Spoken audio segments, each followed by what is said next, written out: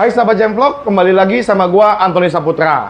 Nah, hari ini gue mau mengklarifikasi atau meluruskan sesuatu yang sempat ramai di channel YouTube-nya Indo Exotic Pets. Jadi, tapi sebelum itu gue bahas, gue mau menjawab komen dari sahabat-sahabat Jemvlog. Jadi itu di sini kemarin tuh coba lihat di sini. Ada lohan.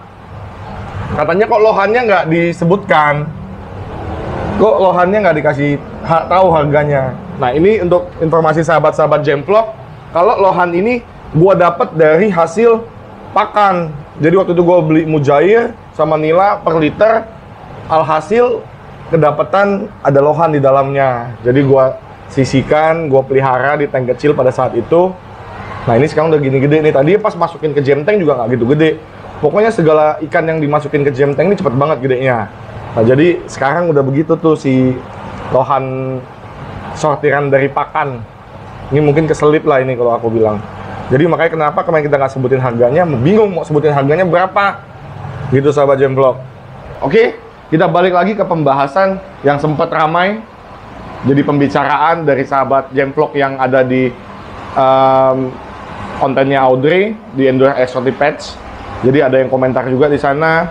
Habis itu ada juga yang pro dengan gua dan Audrey, ada juga yang mencibir pedagangnya. Jadi gua mau luruskan, tapi sebelum itu kita lihat dulu cuplikannya sedikit kejadiannya supaya kita bisa sama-sama tahu apa sih yang sedang dibicarakan gitu. Kita lihat dulu sebentar. Buntal tuh. Apa tuh? Buntal. Ikan buntal. Buntal, iya, puffer. Fahaka ya? Ini fahaka nih kayaknya. Ini buntal apa, Pak? Buntal air tawar. Itu fahaka atau apa jenisnya, Pak? Fahaka atau apa, Bang? Nggak tahu ya? Kalau beli saya tahu. Ya, kalau beli tahu, kalau nanya-nanya dong saya nggak tahu berapa.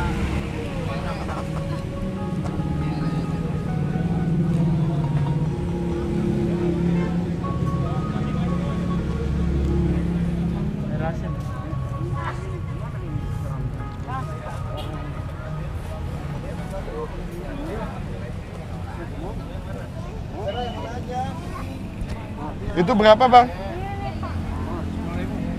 Beli 5 ya, Bang? 10.000, beli 5.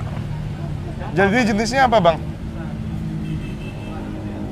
Ini kan ada buntal kelapa, ada buntal ini kalau ini buntal biasa ya sebutnya ini. Itu green spot atau buntal fahaka? Ini green spot. Green spot. Jadi air laut. Ya, 5 ya, Bang? Ginian juga semua air laut, cuma payau nih. Kalau Oh, Payau. maksudnya ikan berikis ya? kalau payau itu bisa ditawar, bisa Di air asin bisa. tengah nggak bisa. Apa? Kalau si air tengah laut nggak bisa ditawar. Kalau payau kan campuran air. Ya kayak mangrove jack di rumah gua kan itu dari payau. Kayak BBG juga payau, ngapu ya, ngapu ya. Ketang-ketang green scan. Tuh, bisa. Kalau ini yang tadi buntalnya ada berapa, Bang? 5 ada nggak?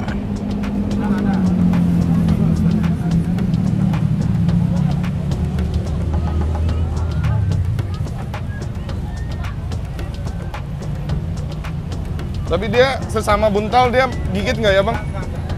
Mesti beli lobster yang tadi dulu.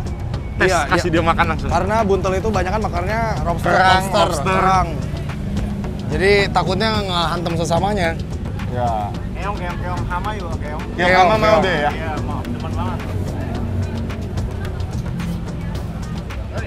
Yuk, makasih, Bang. Yuk. Nah, sahabat Jemvlog, udah kita lihat bersama videonya. Tapi sekali lagi tidak bisa langsung disalahkan oleh bapaknya. Jadi sebelum gua tanya dan sebelum dia menjawab, dia sudah ngelirik dulu ke arah kamera yang dipegang sama Bro Rafael, kameramen sekaligus editornya Indo Exotic Pets. Nah, jadi dia sudah sempat ngelirik, dia sudah sempat lihat. Dari bahasa tubuhnya gue menilai bahwa dia kurang nyaman dengan kedatangan kita bawa kamera, kurang nyaman dengan kedatangan kita ngevlog. Itu yang gue tangkap. Makanya gue agak sedikit berpikir pada saat dia menjawab itu, gue langsung menjawab dan nggak langsung mengambil tindakan. Karena nggak orang terbentuk nggak 1-2 hari seperti itu. Dalam artian banyak yang ngomong itu songong, bapak itu pedagang nggak harusnya begitu. Menurut gue orang seperti itu, orang dagang seperti itu nggak terbentuk langsung seperti itu 1-2 hari. Pasti sudah akumulasi dari hasil dipendamnya dia mungkin, atau empet-empetnya dia mungkin. Karena kalau dia bisa seperti itu, kalau gue beranggapan bahwa ini sudah menjadi traumatik buat dia, sudah punya pengalaman buruk buat dia. Gue menilai, merekonstruksinya bahwa ketika gue dagang, orang ngevlog di gue, awalnya mungkin bapak ini sangat antusias karena berpikir dagangannya akan dipromosikan, dagangannya akan semakin banyak orang tahu, gitu kan? Tapi makanya itu dia langsung antusias melayani yang mau ngevlog, yang mau konten. Ditanyain semua kantong itu isinya apa. Satu ini apa, ini harga berapa, ini segala macam. Pembeli yang lain banyak tuh. Agak dicuekin. Sementara di lapak lain ada jualan yang sama kayak bapak ini. Alhasil apa? Pedagangnya pada pindah semua ke sebelah. Alhasil begitu selesai konten, nggak ada pedagang di tempat dia. Rezekinya udah pindah ke tempat orang. Dan juga setelah di konteninnya naik, konten dari si vloggernya naik, nggak punya impact buat bapaknya. Jadi siapa yang mau disalahkan? Menurutku sih bapaknya nggak bisa disalahkan juga. Dan juga ada dari pihak orang-orang yang ada di Jatinegara sempat DM Instagram gua bahwa bapaknya itu sebenarnya nggak seperti itu kok mas, dan bapaknya juga nggak punya niat seperti itu kok mas. Nah jadi menurut gua stop, kita jangan hakimi bapak itu. Bapak itu juga pasti terbentuk seperti itu karena punya pengalaman buruk sebelumnya. Ibaratnya gue juga pernah dagang, Audrey dagang. Nah ini yang paling penting.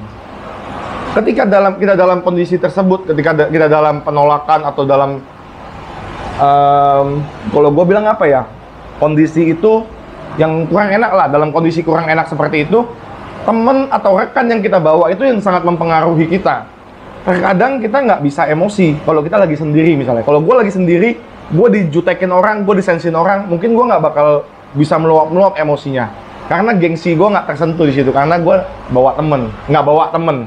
Ketika gue bawa temen, kemudian temen gue ngolok-ngolok, wah masa begitu pedagang, segala macam, mungkin gue akan terpancing emosi gue karena gengsi gue dibakar sama temen yang gue bawa. Kok pedagang gituin ya? Kok pedagang begitu ya? Kok lu digituin sih sama pedagang gitu kan? Nah itu yang akan memperkeruh suasana menurut gue. Nah posisinya Bro Audrey pada saat itu betul-betul di posisi yang bagus, meresponnya juga bagus, jadi tidak memperkeruh suasana.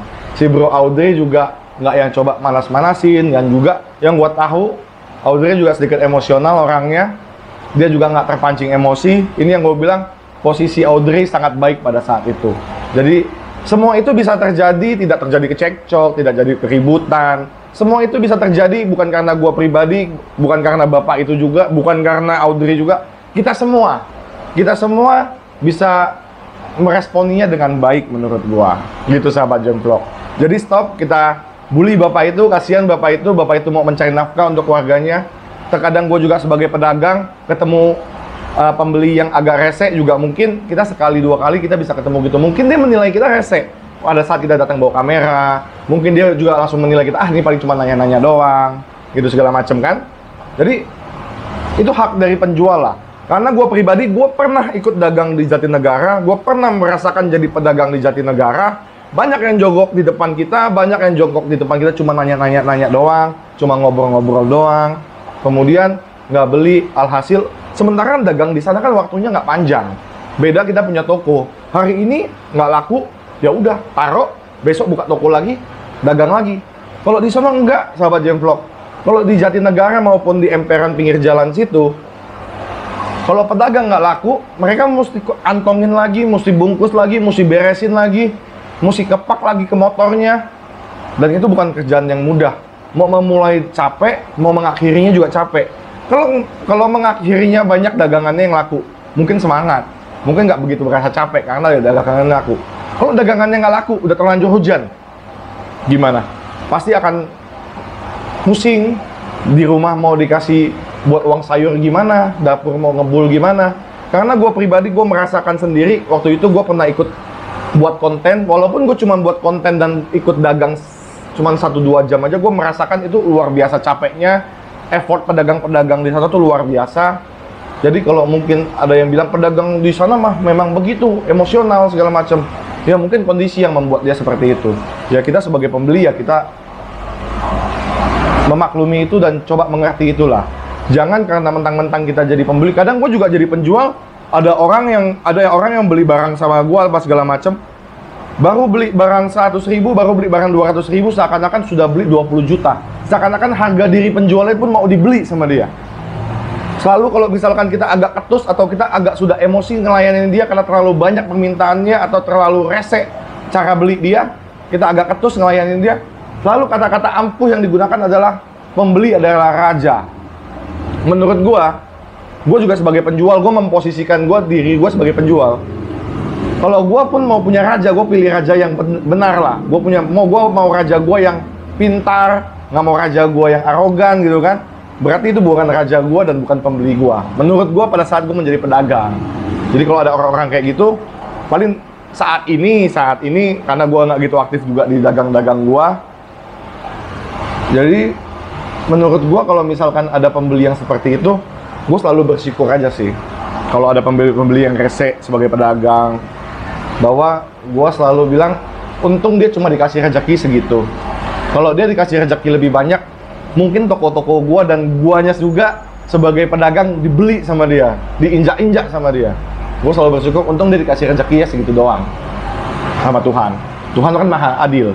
Makanya itu sahabat Jemvlog jadi kemana-mana. Tapi intinya gue mau meluruskan bahwa stop untuk menjudge bapak itu, karena bapak itu tidak, menurut gue tidak salah lah, menurut gue pribadi. Kemudian gue beli ikan buntal itu, green spot yang disebut bapak itu green spot, gue beli, tapi gue nggak bawa pulang, gue titip ke tempatnya Bro Audrey. Kebetulan tempat gue juga nggak ada, sekarang ini akuarium gue pada padet, nanti ada ikan baru masuk malah mengganggu ikan-ikan yang lama, ataupun ikan lama malah membuli ikan yang baru. Jadi gue taruh di tempatnya Bro Audrey. Nah, gue melakukan tindakan seperti itu, beli, bukan berarti gue mau ingin merendahkan si bapak, bukan. Kalau gue mau merendahkan, mungkin dalam hati gue atau dalam pikiran gue, dagangan yang bapak beli itu paling nggak lebih dari 200 pack, nggak lebih dari 200 kantong, harganya kurang lebih 2 juta. Kalau gue mau beli bisa, tapi gue beli 200-200-nya gue bawa pulang, ataupun gue sengaja nggak bawa pulang, cuman gue bilang gue beli. Cuman kan itu lebih menyinggung, itu lebih menebar kebencian kepada orang, lebih membuat traumatik kepada orang. Gue beli 5 itu hanya sekedar ngikutin alur bapak itu aja. Bukan berarti gue mau kick balik bapaknya, bukan. Kalau gue mau kick balik, gue beli semua. Nggak nyampe 100 gue rasa juga nggak ada, 1 jutaan juga nggak ada itu. Karena kan satu kantongnya 10.000, 100 juga nggak ada. Cuman nggak itu tujuan gue untuk mempermalukan si bapak, tapi tujuan gue memang betul-betul mau cari informasi dari si buntal itu, sahabat Jemvlog. Oke, gitu aja sahabat Jemvlog konten kita kali ini. Jangan lupa tetap dukung Jemvlog dengan cara subscribe, like, dan share setiap video-video yang kita buat supaya semakin banyak lagi orang yang tonton Jemvlog. Oke sahabat Jemvlog, sampai ketemu lagi di video selanjutnya. Bye.